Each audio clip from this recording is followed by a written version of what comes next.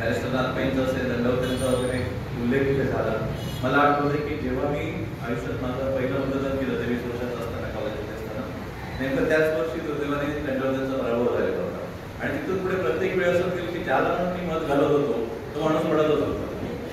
मला वाटतं की कदाचित पहिली वेळ असेल की आता आपण अशा पद्धतीने काहीतरी वेगळं करून आणूया, की आपल्या बऱ्याच वेळा असं की आपण बरेच जण असं होतं की अल्पमतातच गेलेलो, आणि त्यामुळे असं होत होतं की म्हणजे अगदी शिवसेनेसारखा पक्ष असेल किंवा कुणी असेल की काही आपल्या विचारांची माणसंच नव्हती. लोकशाही मूल्य मानणारा हा पक्ष आहे असं आम्ही म्हणत नव्हतो, आणि त्यामुळे कदाचित हे असं होत असेल. पण आता अशी वेळ आलेली आहे की दगडामध्ये आपण म्हणतो ना की त्यातल्या त्यात मऊ दगड ठरवण्याची वेळ आलेली आहे. तर तशा अर्थाने म्हणतो सगळेच उमेदवार आपण अभ्यास तसे असतील किंवा दंडवते नाथपाईंच्या बरोबरीचे असतील असं नाही म्हणता येत. पण तरी सुद्धा आता अशा पद्धतीने जे आहे त्याच्यामध्येच काहीतरी काळाबरोबर करून निवडण्याची वेळ आलेली आहे.